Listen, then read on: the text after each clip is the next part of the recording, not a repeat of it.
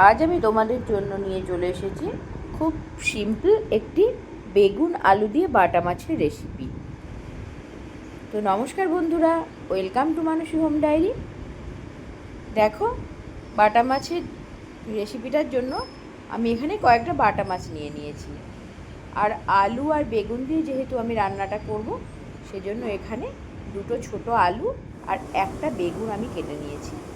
আর এই যে মাছটা একটু নুন আর হলুদ মাখিয়ে নেব। কড়াই বসিয়ে দিয়েছি ওভেনের ওপর। কড়াইটা গরম হলে মাছগুলো ভেজে তুলে নেব। কড়াই গরম হয়ে গিয়েছে, মাছও দিয়ে দিয়েছি।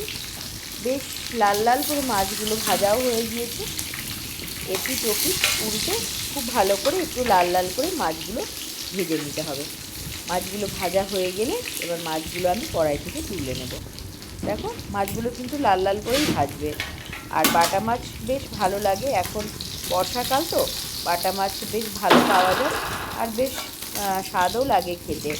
অন্যান্য মাছ একঘেয়ে রোজ রোজ রুই কাতলা মাছ খেতে খেতে না, এই রান্নাটি খেলে একটু বেশ ভালো লাগে। দেখো, মাছ ভাজাগুলো আমি এক করে তুলে নিয়েছি। এবার কড়াইয়ে যে অবশিষ্ট তেলটুকু ছিল, সেই তেলের মধ্যেই আমি বেগুন দিয়ে বেগুনগুলো একটু ভেজে নেব। হালকা করে একটু বেগুনগুলো ভেজে নেব। কড়াইয়ের মধ্যে দিয়ে দিয়েছি বেগুনগুলো। তো বেগুনগুলো ভাজা হোক। তো তোমাদের সঙ্গে একটু কথা বলে নিই। তোমরা যে বা যারা দূর থেকে কাছ থেকে আমার ভিডিওটি দেখছো, তো আমার ভিডিওটি দেখা শুরু করার আগে একটা লাইক করো। আর আমার নতুন বন্ধুদের বলছি, আমার ভিডিওটি যদি তোমাদের ভালো লাগে, তো আমার চ্যানেলটি সাবস্ক্রাইব করে আমার পাশে থেকো। দেখো, এদিকে বেগুনগুলো ভাজাও হয়ে গিয়েছে, আমি তুলেও নিয়েছি। কড়াই একটু পাঁচফোড়ন দিয়ে দিয়েছি। এবার আলুগুলো পাতলা করে কেটে নিয়েছিলাম, সেই আলুগুলো আমি তেলের ভেতরে দিয়ে দিলাম। তেলের ভেতরে দিয়ে একটু লালচে করে ভেজে নেব। যেহেতু আলুটা যে তাড়াতাড়ি সেদ্ধ করে নেব, সেই জন্য আমি এখানে একটু ঢাকা দিয়ে দিলাম। আর ঢাকা দিলে আলুটা খুব তাড়াতাড়ি সেদ্ধ হয়ে যাবে। আর বেগুন তো ধরো সেদ্ধ করার কোনো ব্যাপার নেই, মোটামুটি ভাজার ফলে একটু নরমই হয়ে যায়। দেখো, আলুটা একটু লাল লাল হয়ে এসেছে। এবার আমি একটা ছোট পেঁয়াজ একটু কুচি করে কেটে রেখে দিলাম। পেঁয়াজটা আলুর ভেতরে দিয়ে দিলাম। আলুর ভেতরে দেওয়ার পর একটু নাড়াচাড়া করে নিয়ে আবার ঢাকা দিয়ে দিলাম। ঢাকা দিলে খুব তাড়াতাড়ি পেঁয়াজটা নরম হয়ে যাবে আর রান্নাটাও তাড়াতাড়ি হয়ে যাবে। আমি কিন্তু একটু ঢাকা দিয়ে দিয়ে রান্না করতেই বেশি পছন্দ করি। তো এবার দেখো, টমেটো কেটে রেখেছিলাম একটা, সেই টমেটোটা আমি এর ভেতরে দিয়ে দেব। টমেটোটা দেওয়ার পর আবার একটু মিশিয়ে নেব। টমেটোটা দিয়ে একটু মিশিয়ে নিলাম। মিশিয়ে নেওয়ার পর এবার দেখো, এর ভেতরে আবার আমি ঢাকা দিয়ে দেবো। এবার টমেটো, পেঁয়াজ, আলু সব একটু নরম হয়ে আসবে। মোটামুটি 1 মিনিট মতন পরে আবার ঢাকাটা খুলেছি। ঢাকাটা খুলে নিয়ে আবার একটু নেড়ে নিচ্ছি। টমেটোটা দেখেই বুঝতে পারছো অনেকটা নরম হয়ে এসেছে। আর টমেটোটা আমি যেহেতু মোটা করে কেটে দিয়েছি, তো সেই জন্য একটু নরম হতে সময় লাগবে, সেই জন্য আরও ঢাকাটা দিয়ে দিলাম। দেখো, টমেটোটা কত সুন্দর নরম হয়ে গিয়েছে, দেখেই বুঝতে পারছো। স্প্যাচুলা দিয়ে বেশ করলে গলে যাচ্ছে। তোমরা নিশ্চয়ই বুঝতে পারছো টমেটোটা নরম হয়ে গিয়েছে। এবার এর ভেতরে আমি অল্প কিছু মশলা অ্যাড করব। চলো, মশলাগুলো এবার এক এক করে দিয়ে নিই। দেখো, এখানে আমি 1 চামচ মতন আদা আর লঙ্কার পেস্ট দিয়ে দিলাম। কারণ আমার ঘরে আদা লঙ্কার পেস্ট করাই ছিল, সেই জন্য আমি তোমাদেরকে আর আলাদা করে দেখালাম না। আদা লঙ্কার পেস্ট তোমরা তোমাদের প্রয়োজন মতো এখানে ব্যবহার করো। আর মশলাটা যেন তলে থেকে ধরে না যায়, সেই জন্য একটু জল দিয়ে দিলাম। এবার প্রয়োজনীয় হলুদ, লবণ সব এগুলো এক এক করে আমি দিয়ে দেবো। হলুদ দিয়ে দিয়েছি। দেখো, এবার প্রয়োজন মতো লবণও আমি এখানে দিয়ে দিলাম।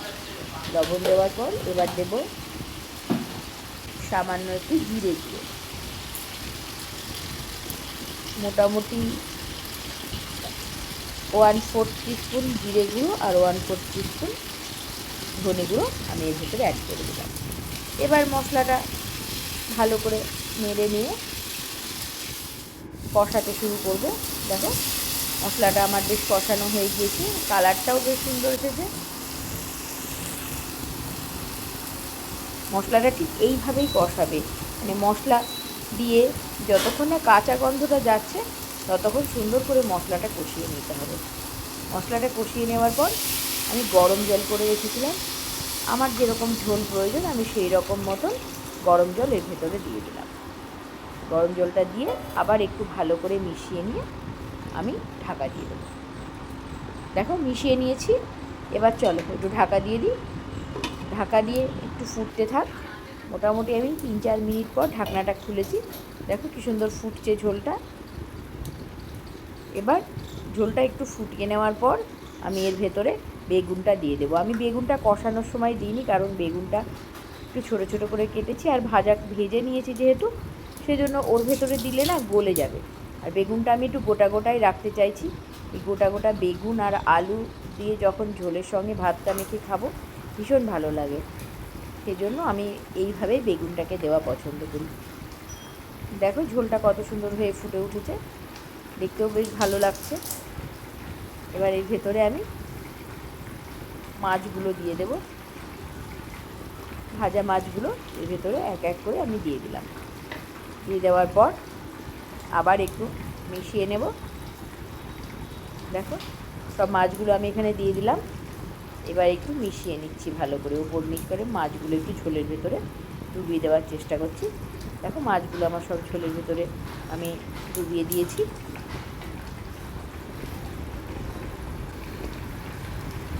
এবার একটু দেখে নিলাম আলুগুলো সেদ্ধ হয়েছে নাকি। এবার একটু ধনে পাতা কুচি আমি ওপর থেকে ছড়িয়ে দিলাম। এই ধনে পাতাটা তোমরা অবশ্যই দেবে, যারা ধনে পাতা খেতে পছন্দ করো তারা অবশ্যই দেবে। আর অনেকেই করে কি ঝোলটা হয়ে যাওয়ার পরে একটু ধনে পাতা দেয়, কিন্তু আমি ধনে পাতাটা দেওয়ার পর একটু ফুটিয়ে নিই, এটাতে আমার বেশি ভালো লাগে। এবার ধনে পাতাটা দেওয়ার পর একটু ঢাকা দিয়ে দিলাম। ঢাকা দিয়ে মোটামুটি গ্যাসটা অফ করে 10 মিনিট মতো রেখে দেওয়ার পর দেখো পরিবেশন করেছি। সুন্দর হয়েছে না দেখতে? অতি সাধারণ একটি রেসিপি, কিন্তু আমার তো দুর্দান্ত লাগে খেতে। ওই একঘেয়ে রুই আর কাতলা মাছ খেয়ে খেয়ে না আমার যেদিনকে এই বাটা মাছটা নিয়ে আসে সেদিনকে আমার ভীষণ ভালো লাগে খেতে। তো দেখো এই আজকের রান্না, আর সিম্পল একটা রেসিপি। তো